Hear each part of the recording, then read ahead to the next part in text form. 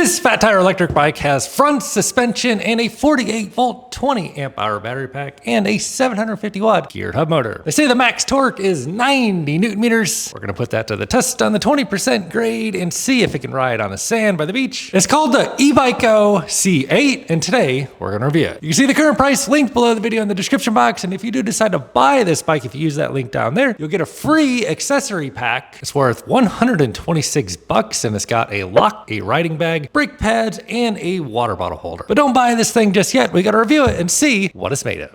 So it's got the 26x4 CST BFT with knobby tread. Stopping power will come from a 180 millimeter rotor up front. And here's what the bike looks like when you get out of the box. And looking at the frame, we can see this is an E-bycco Dahon collab. And the battery is frame integrated. Drops right out the bottom here, nice and clean. Bottom of the battery pack is painted. Got a switch on it. And it is a 48 volt 20 amp hour pack, packing 960 watt hours of energy. And on the frame down here, we can see it is the C8 model. We can also see we are running Logan hydraulic brakes. We've got a 180 millimeter rotor on the rear. And here we can see the number stamped on the motor. It is a 48 volt motor, 750 watts of nominal power. It can definitely peak higher than 750. Also a knobby tread tire on the rear. It comes with a rack on the back. It's got a reflector. And looking a bit closer at the frame, looks like we have some integrated lights. We've got plastic fenders, and here's a look at the seat that comes on this one. It's got the quick release for easy adjustments. And there is an adjustable stem to raise and lower the angle of your handlebars. We've got suspension on the front. It's got a basic open or lock. Since we have the option, I decided to raise those bars up for a more relaxed riding position. Here's a look at the grips. Talk about ergonomic grips, bro. Look at the surface area on those. Of course, we got the Logan hydraulic levers, 7-speed Shimano shifter, and a thumb throttle on the right. There's the same hand grip on the other side. I love that the display already comes on there, so we don't gotta toy with that. Let's see what's in this box. Front axle goes on with a quick release.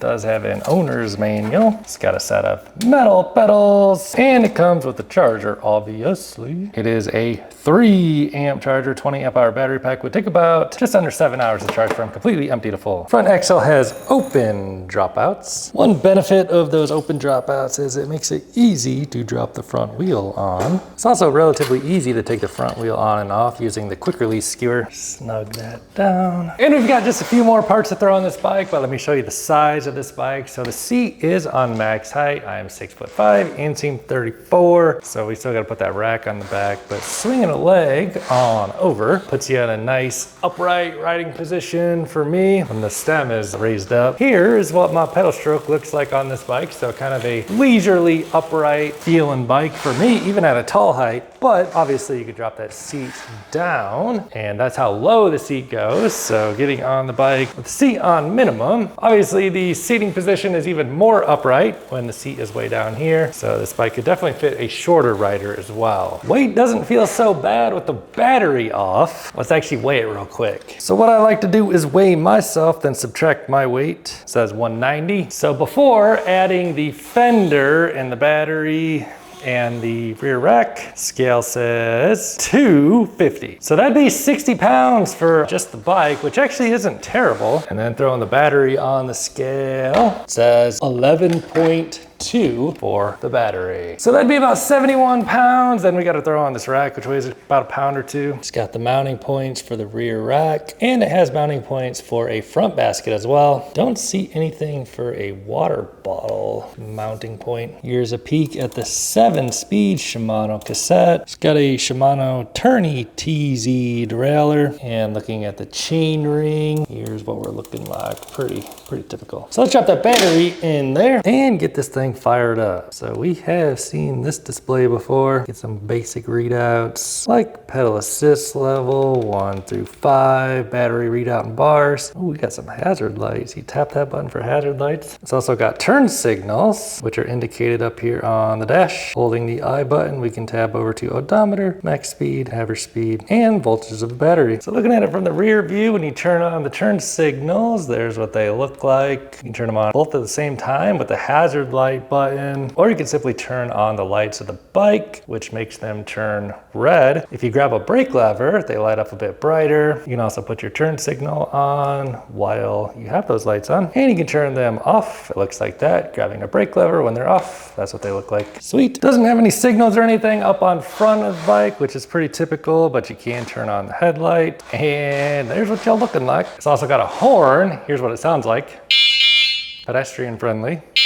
And looking at the brightness of that light from this side of the camera, it's a fairly bright light. I'd say definitely above average. Even from the side, you can see those lights a little bit on the back, giving you a little bit of sideward visibility. They've got the reflectors on there as well. So without further ado, I think you know what time it is. All right, dudes, let's check out the C8 and see how this thing performs. Of course, we'll track our official range on the battery, which is on a full charge. Let's roll. Popping in the elevator here, let me show you how bright the lights are. You can see the ones on the back reflecting off the wall, but this one up here, this light is bright. It's got like a reflection going on in here. So let's give it a go on the 20% grade, see what kind of torque this thing puts out. They say 90 Newton meters. I weigh 200 pounds. We're gonna do throttle only, just see how it does on its own.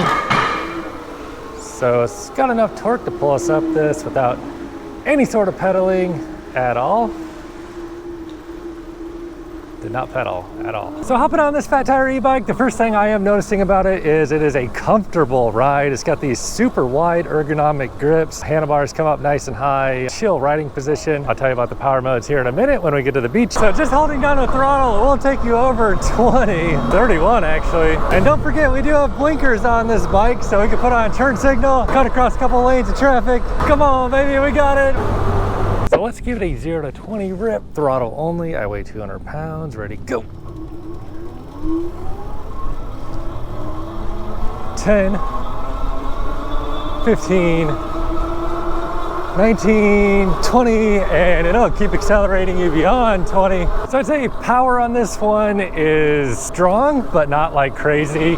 It's not like the kind of power that's gonna like throw you off the back of the bike. It's like pretty approachable level of power. And let's whip this thing around, get a absolute top speed run on it with a bit of a tailwind. So on 7th gear, you can still keep up pedaling up to about, actually all the way past 28 miles an hour. I'm just doing throttle right now, and it kind of cuts you off right at 30 miles an hour, just over 31 miles an hour actually. Pretty good for a 48 volt electric bike, and you can actually pedal. You can keep up pedaling at these speeds. Brakes feel great. So we're gonna try it on sand here in a few. Let me tell you about the pedal assist mode. So it does have like a tiered throttle approach, meaning pedal assist 1 will take you up to like 10, holding down the throttle all the way. Pedal assist 2 on throttle will take you to about 16, 17. Pedal assist 3 will take you to about 23. And obviously, let's talk about what this bike is like to pedal. So it has a torque sensor system. On pedal assist 5, I find that it's not super eager to give you a ton of power. So it's actually a pretty good torque sensor. Like if you want to get a good workout in, like it really makes you work for it. So on pedal assist 5, you can see I'm just kind of cruising along. I'm putting in just a minimal amount of effort. The torque sensor is pretty responsive, like just barely touching on it, and I press a little bit harder and a little bit harder. So it gives you power in proportion to how hard you press on the pedals, as opposed to like a cadence sensor system. If it was a cadence sensor on pedal assist 5, as soon as you start rotating your legs, it would just give you full power. Cadence sensors don't measure how hard you press on the pedals. But yeah, this one, you really gotta work for it. But of course you have access to all the power with the throttle. And we are on gear number 7 right now. Obviously, if you dial it down to like pedal assist 1, then it makes you work even way more harder for it. So if you really want to get yourself a lot of workout, put it down to pedal assist 1. Let's try throttle going up the sand here, up this little hill. Oh, not quite enough beans to get us up the hill in the sand. We'll try it on the flat sand in a few. It does have the Navi tread tires, so it grips into the sand a bit there. Now, suspension on this bike, no suspension on the rear. We do have the tire set on 20 PSI. We do have a basic open or lock suspension on the front.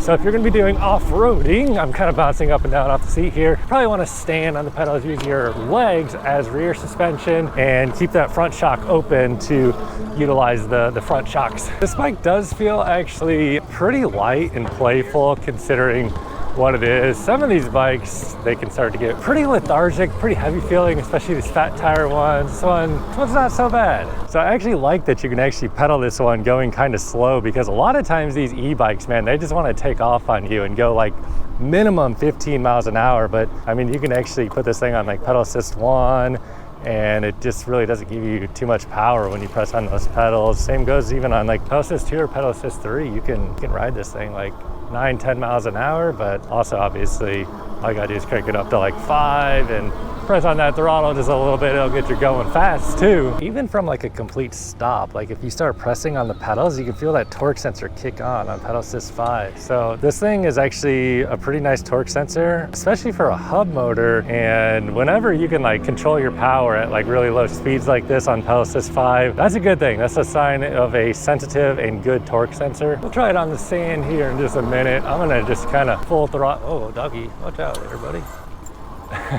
We're just gonna full throttle it here. That dog's going crazy. Huh. Oh, he sees this other dog over here. So just to kind of show you how this thing does climbing hills. Oh, doesn't quite want to do it, but we can. Grip in nicely with these knobby tread tires at the side of that hill once we get sideways on it. So we definitely have the right tires for riding on the sand. Will we have enough power? Let's go ahead and give it a rip from a high speed here, starting about 20 miles an hour, and see how we can just kind of plow through this, holding down the throttle. I'm just gonna start pedaling right now, put in a little extra torque of my own. 90 Newton meters from the motor, and putting in a pretty good effort here on my own. We are moving, getting through the sand and holding about 5 miles an hour. So the motor on its own, I think it would probably not do it, but giving it a little bit of effort on my own. Once we get down here past the soft sand, that's particularly difficult for any motor to get through. The hard pack sand here is more equivalent to like riding on dirt. And obviously this is like the perfect tires for just cruising along here. Knobbies, they're tall, they're wide. Now, are we going to be able to make it back up this hill and through the sand? We're gonna give it the best try we can here and rip up and push through. I'm definitely helping it, and we're starting to lose steam here, but we do have the throttle, so you can just kind of hop off, press the throttle if you need to get through something particularly strenuous on the motor. But if you just need to blast through a quick section, you'll be totally fine. That looks difficult. So let's go ahead and see how it does on the California incline. It's an 85-foot climb, 12% average grade. We'll be at the top of that hill in just a minute. Let's start with the spiral section here. We'll do throttle only on pedal assist 5, handling this totally fine, holding us about 9 miles an hour. Riding one-handed here. The whole bike is powerful, but not like overwhelmingly powerful to like upset your balance. And let's see what kind of speed we can hit.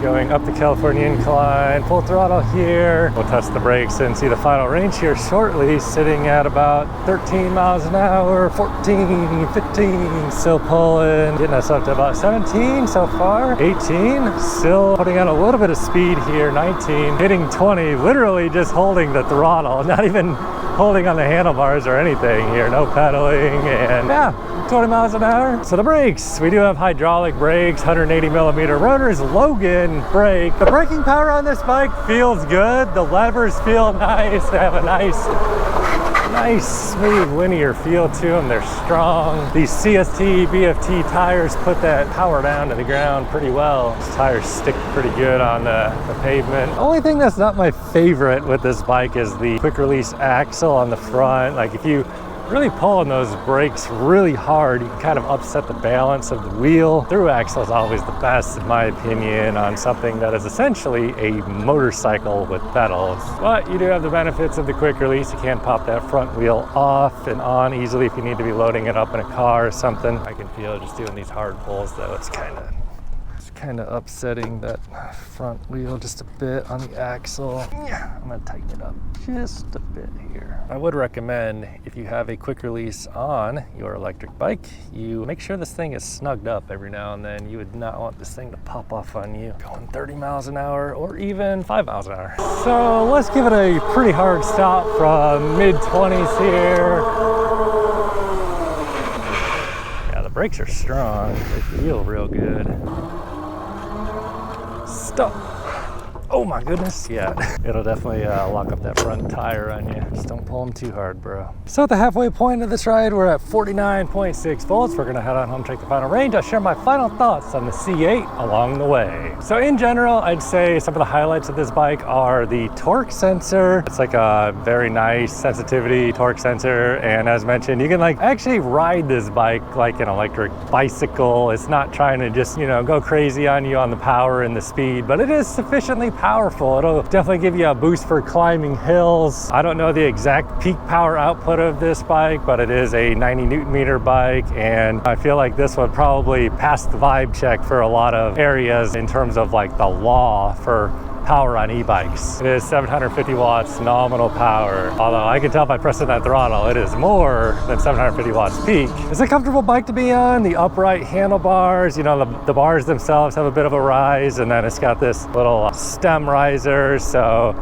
you know, I can ride this bike nice and comfortable upright with my hands on the handlebars with these ergonomic grips, and it's real balanced, so I can ride it no hands as well, which going kind of back to the power, like on Pedal Assist 5 here, I can just get on this thing and ride it like a normal bicycle in a sense and get a bit of a workout here, like back in the old days of riding non-motorized bikes. Believe it or not, I used to actually ride those out here. Thumb throttle on the right is not my favorite personally, but that would be the best way if you're gonna use your left hand for signals. I find my thumb getting just a little bit fatigued here, but I'm usually working out my twist throttle on the right side. A lot of times these bikes will run the thumb throttle on the left. And for the size of it, you know, 26x4 fatty, it actually feels approachable, reasonably nimble for the size of this thing. So let's head on home, check the final range. Oh, and regarding the price, you can see the price in the link below this video. Also, if you do decide to buy this bike and you would like to help support my reviews, click that link before you buy it. There is a little accessory pack they'll include with it if you buy through my link. So it's a win-win situation. I'll give you a little bonus and also help support your boy. So let's head on home, check the final range.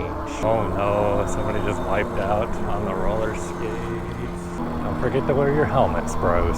So in case you're new here, I like to basically just throttle at high speed all the way home, which is really bad for range, but good for fun. It's one of these days it's good to be on an e-bike and not in a car. All right, dudes, just finishing up the normal route. We did rolling up on 18 miles here in about a block and averaging 13.66 miles an hour. We were out there for about an hour, 17 minutes of ride time. Now looking at what the remaining battery is, it says 4 out of 5 bars, but I'd say that's an optimistic reading because the voltage shows us we're sitting at 47.6 volts on a 48 volt battery. That's pretty close to nominal voltage, which means roughly halfway through the battery. Technically a little bit more than halfway through the battery. So that was just me out there ripping around, throttle only, hardly pedaled this bike at all, carrying a 200-pound load, doing some fairly ridiculous stuff, right? So that should give you a pretty good idea on what you can expect from range if you